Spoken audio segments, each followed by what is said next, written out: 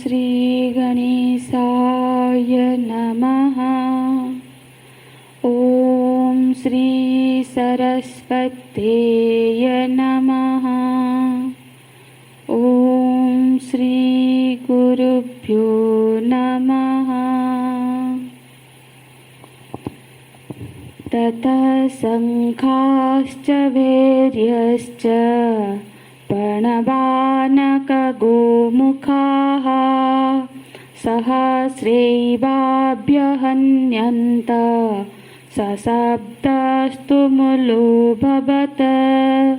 ततः श्वेतैर्हयैर्युक्ते महती स्यन्दने स्थितो माधवः पाण्डवश्चैव दिव्यो शङ्खौ प्रदध्मतुः। पाञ्चजन्यं हृषीकेशः देवदत्तं धनञ्जयः पौण्ड्रं दद्मौ महाशङ्खं भीमकर्मा मृकोदरः। अनन्तविजयं राजा कुन्तीपुत्रो युधिष्ठिरः नकुलः सहदेवश्च सुघोषमणिपुष्पकौ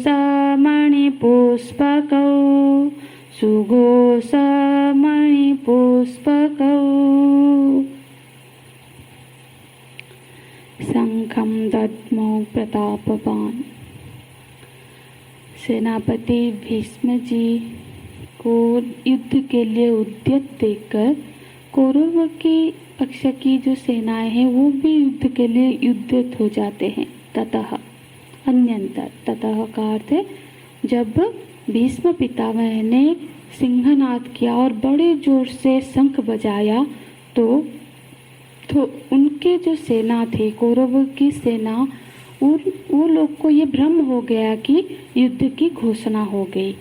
तो उनकी तरफ से जो सारे सेनानायक थे और जिनके पास शंख था, ततः शंखाश्च, ये शंखाश्च, उन सब के एक साथ शंख बजाने लगे। शंखाश्च ये बहुवचन में है, तो अनेक शंख इकट्ठे बजने लगे। भैर्यश्च, भैर्य एक वाद्य यंत्र है जो कि मुख्यतः इसे युद्ध के समय में बजाया जाता है। तो उस काल में ये परंपरा थी कि युद्ध के शुरुआत में, युद्ध के समय में वाद्य यंत्र बजाए जाते थे और उनका जो स्वर होता था वो इस तरह से होता था कि वो सैनिकों के मन में वीर वृत्ति की पैदा करे, उनके मन में जोश पैदा कर दे। तो इसीलिए बड़े बड़े नगाड़े बजने लग गए। प्रणवानक, प्रणवानक मतलब ढोल, बड़े ढोल बजने लगे।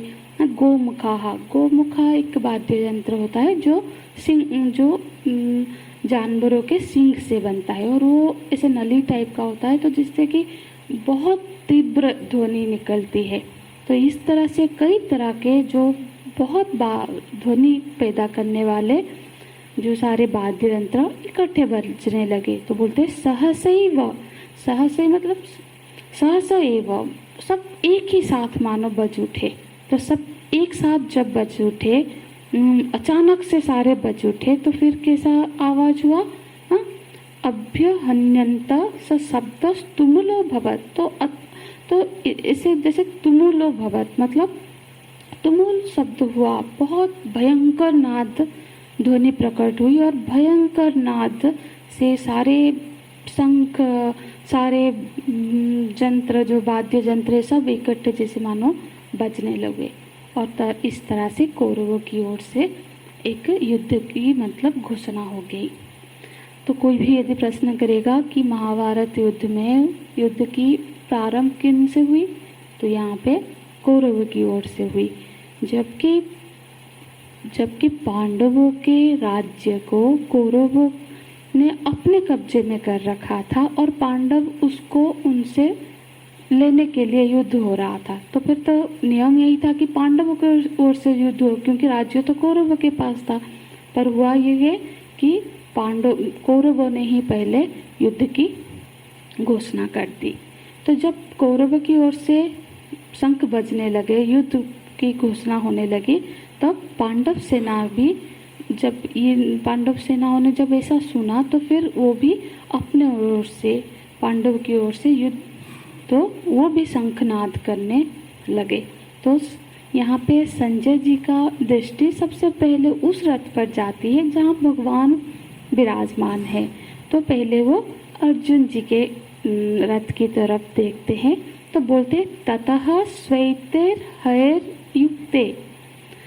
ततः माने कब, जब कौरव सेना की ओर से शंखनाद हो गई तब क्या हुआ, तब श्वेत हयर युक्त, श्वेत रंग की मतलब सफेद रंग की, है मतलब घोड़े, तो सफेद रंग की घोड़ों से युक्त जो रथ है वहाँ पे, मतलब अर्जुन जी का जो रथ है उसमें 4 घोड़े थे और उनका रंग सफेद था।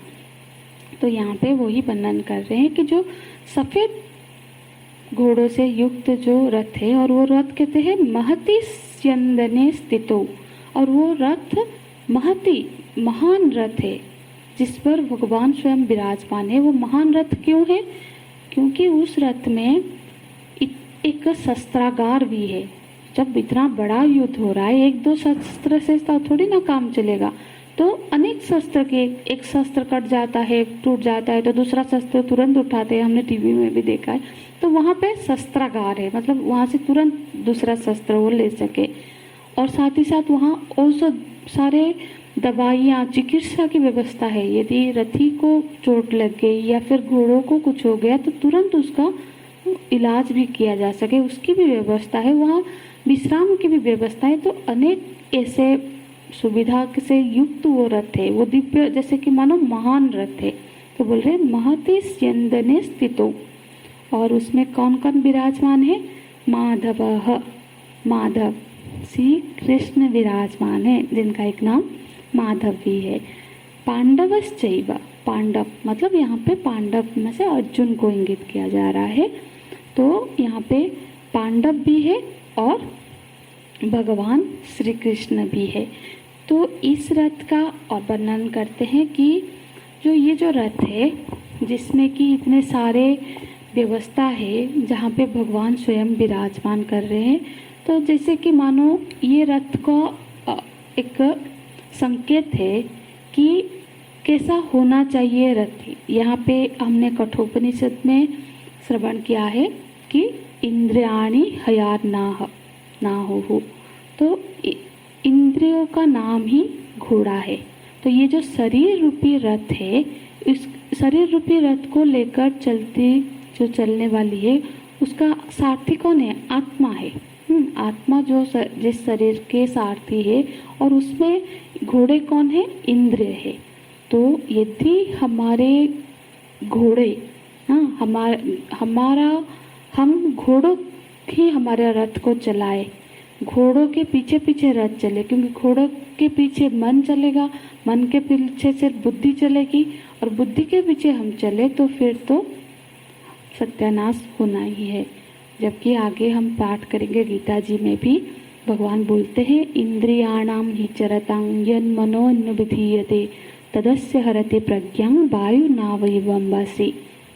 यदि आगे आगे इंद्रिया चलेगी, पीछे पीछे मन चलेगा, और मन के पीछे पीछे बुद्धि चलेगी, तो फिर उसका विनाश हो जाएगा।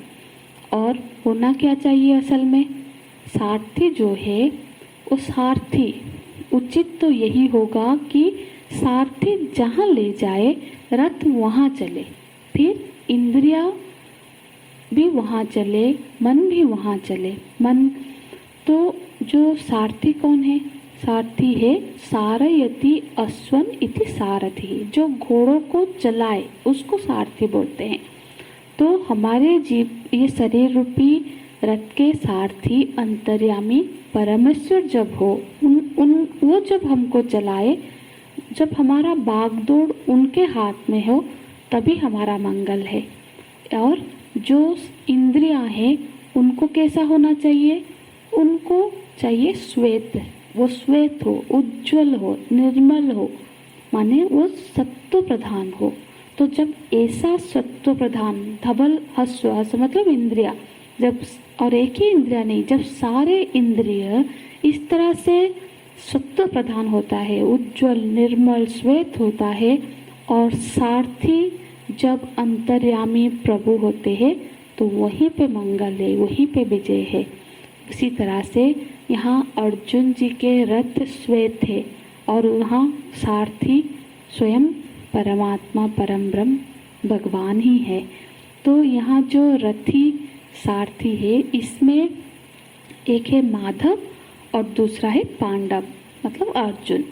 तो यहाँ पे आगे गीता जी में सारे शंखों का भी नाम वर्णन है कि जो आगे बोलते हैं माधव पांडव ने क्यों दिव्य शंखो प्रदुत्पतो, उनके जो दिव्य शंख है, उनके पास जो शंख है वो जो दिव्य शंख फिर बजाते हैं। पांचजन्यम ऋषिकेशः, ऋषिकेशः, ऋषिकेश मतलब भगवान श्री कृष्ण, उनका एक नाम ऋषिकेश है क्योंकि ऋषियानम इंद्रियम ईशः यह स ऋषिकेशः।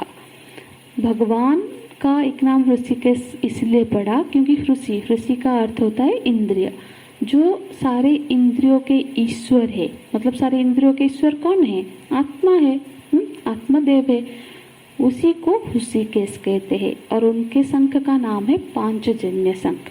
ये पांचजन्य शंख उनको कहाँ मिला था? समुद्र से मिला था। उसकी कथा तो हम सब जानते ही होंगे। तो इसीलिए ये जो पांचजन्य शंख है उसका नाद करते हैं भगवान, पहले अपने ओर से शंख ध्वनि करते हैं। तो उनके पीछे फिर देवदत्तम धनंजय, धनंजय मतलब अर्जुन, अर्जुन अपने देवदत्त नाम का शंख बजाते हैं। देवदत्तम धनंजय, उनका नाम धनंजय क्यों पड़ा? क्योंकि जब युधिष्ठिर महाराज अश्वमेध यज्ञ करने जा रहे थे, राजसूय यज्ञ करने जा रहे थे, तो उनके राजसूय यज्ञ के लिए बहुत धन की जरूरत होती थी। तो इसीलिए उस समय अर्जुन जी ने अनेक राजाओं को परास्त करके प्रचुर धन संपदा लेके आए थे।